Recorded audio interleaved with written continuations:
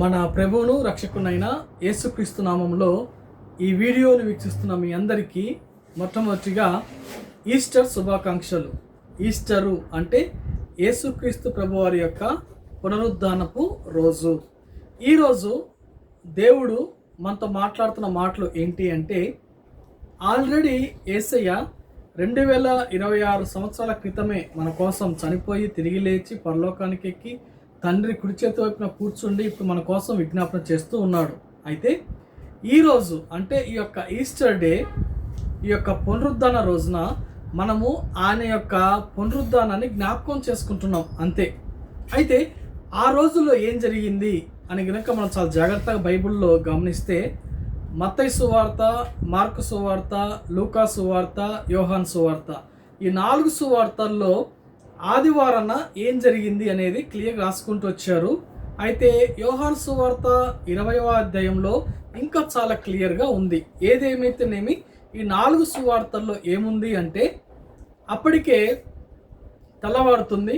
ఆదివారం తెల్లవారుజామున ఆ యొక్క స్త్రీలు, అంటే అక్కడ స్పెషల్గా ఎక్కువ మత్తయి, మార్కు, లూకాలో ఎక్కువ కోట్ చేసింది ఎవరిని అంటే మగ్దలేనే మరియా, మరొక మరియా, అలాగా కొంతమంది స్త్రీలు. ఆ విధంగా కొంతమంది స్త్రీలు ఉదయాన్నే లేచి సుగంధ ద్రవ్యాలను సిద్ధపరచుకొని ఆయనకు పూద్దామని చెప్పి ఆ యొక్క సమాధి దగ్గరికి వెళ్ళారు. అయితే అక్కడికి వెళ్ళగానే సమాధి యొక్క రాయి పొరలించబడి ఉండడము, వాళ్ళు ఏంటి అని చెప్పి లోపలికి వెళ్ళి చూస్తే ఆయన శరీరం అక్కడ కనపడలేదు.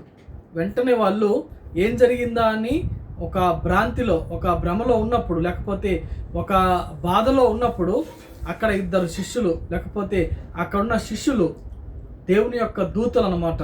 ఆ దూతలు ఏం చెప్తారు అంటే, మీకు తెలియదా, మీరు ఎక్కడ వెతుకుతున్నారు?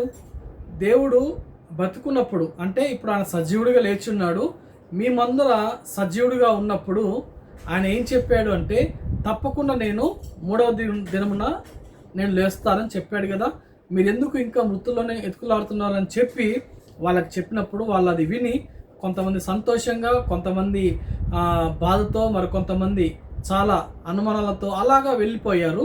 అలా వెళ్ళిపోవడము, శిష్యులకు చెప్పడము, మరి ముఖ్యంగా పేతురు వచ్చి చూడడం, ఇవన్నీ మనము చూస్తాం. అయితే ఈ యొక్క ధ్యానాంశంలో మనకేమర్థం కావాలంటే, అక్కడ స్త్రీలు వెళ్ళారు, చూశారు, అక్కడ యేసే కనపడలేదు.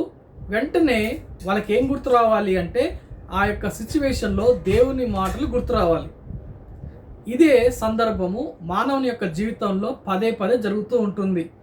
చాలాసార్లు ఈ లోకంలో మనకు కూడా కొన్ని విషయాలు, మనము ఏదైనా జాబ్ విషయం కావచ్చు, ఒక పని విషయం కావచ్చు, లేకపోతే ఏదైనా కార్యం కోసం మనం ఎక్కడికైనా వెళ్ళినప్పుడు కానీ, ప్రయాణంలో కానీ, లేకపోతే అనారోగ్య పరిస్థితుల్లో కానీ, ఏ స్థితిలో అయినా సరే మనం ఆ స్థితిలోకి వచ్చినప్పుడు, చూసినప్పుడు ఆ స్థితిలో మనం ఏమర్థం చేసుకోవాలి అంటే, ఈ స్థితిలో యేసయ్య నన్ను ఏ విధంగా దీని నుంచి తప్పించగలడు, లేకపోతే యేసయ్య ఏ విధంగా సహాయం చేయగలడు అనే దేవుని యొక్క మాటలు మనకి గుర్తు రావాలి.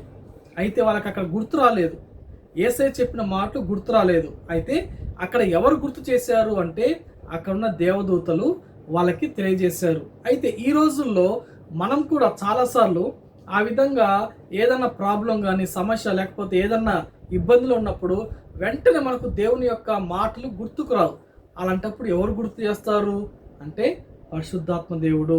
అందుకే యేసుక్రీస్తు ప్రభువారు ఈ లోకంలో నుంచి ఆరోహణమైపోయిన తర్వాత మన కోసము ఆదరణకర్త అయిన పరిశుద్ధాత్మ దేవుని పంపించారు. ఆయన మనలోనికి వచ్చి ఉన్నప్పుడు ఆయన సమస్తము తెలియజేస్తూ ఉంటారు. మనం మర్చిపోతున్న ప్రతి పరిస్థితిని, ఇదిగో ఈ సమయంలో నువ్వు దేవునికి ప్రార్థించాలి కదా, ఇదిగో ఈ సమయంలో నువ్వు ధైర్యంగా ఉండాలి కదా, ఇదిగో ఈ సమయంలో నువ్వు అటువైపుగా చూడాల్సింది, నువ్వు దేవుని వైపు చూడాలి కదా, మనుషుల సహాయం కాదు నీకు కావాల్సింది, దేవుని సహాయం కదా, మోకరించి ప్రార్థించాలి కదా. అలాగా పరిశుద్ధాత్మ దేవుడు చెప్తూ ఉంటాడు. ఏ విధంగా అంటే, ఈ యొక్క స్త్రీలు అక్కడికి వెళ్ళినప్పుడు ఇక్కడ యేసయ్య కనపడకపోతే వాళ్ళతో ఏ విధంగా దేవదూతలు వాళ్ళకి చెప్పారు, కొన్ని ఇన్స్ట్రక్షన్స్ ఎలా ఇచ్చారో, కొన్ని మాటలు ఎలా గుర్తు చేశారో, అలాగే ఈ రోజుల్లో కూడా పరిశుద్ధాత్మ దేవుడు మనతో మాట్లాడతాడు. ఇవన్నీ ఎప్పుడు సాధ్యమవుతుందంటే, చూడండి, ఆ యొక్క స్త్రీలు అందులో మరి ముఖ్యంగా మగ్దలేన మరియా యేసయ్యకు చాలా దగ్గరస్తురాలు. మరొక మరియా, చాలామంది స్త్రీలు అందరూ యేసయ్యకు దగ్గరలు, చాలా దగ్గర. సో ఎవరైతే దేవునికి సహవాసం చేస్తూ ఉంటారో వాళ్ళతో ఏదన్నా ప్రాబ్లం వచ్చినప్పుడు కానీ, చూసినప్పుడు మనకు కనపడినప్పుడు కానీ ఇది అని చెప్పడానికి దేవుడు ఎవరినో ఒకరిని మనకి ఇస్తాడు. ఎవరైతే యేసయ్య నమ్ముకొని, ఎవరైతే ఆయన విశ్వాసంలో కొనసాగిపోతూ ఉంటారో, ఒకవేళ ఏదైనా ప్రాబ్లంలో కానీ ఏదైనా తెలియనప్పుడు మనం చూస్తూ ఉన్నప్పుడు పరిశుద్ధాత్మ దేవుడు కూడా మనతో మాట్లాడతాడు. అయితే ఎవరితో మాట్లాడలేరు అంటే, ఆయనతో సహవాసం లేకపోతే, ఆయనతో సంబంధం లేకపోతే మనతో ఆయన మాట్లాడినా మనకు వినపడదు.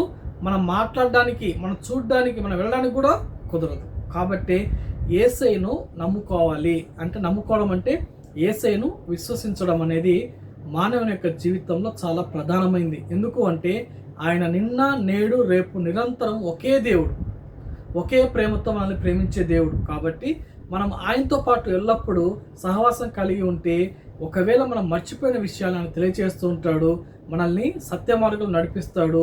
భయం లేకుండా ఒక అండగా, ఈ లోకంలో రాజు నమ్మకపోయినా సరే, అధికారులు నమ్మకపోయినా సరే, యేసయ్యను నమ్ముకుంటే ఈ సృష్టికర్త మనకు తోడుగా ఉండి మనం నడిపిస్తాడు.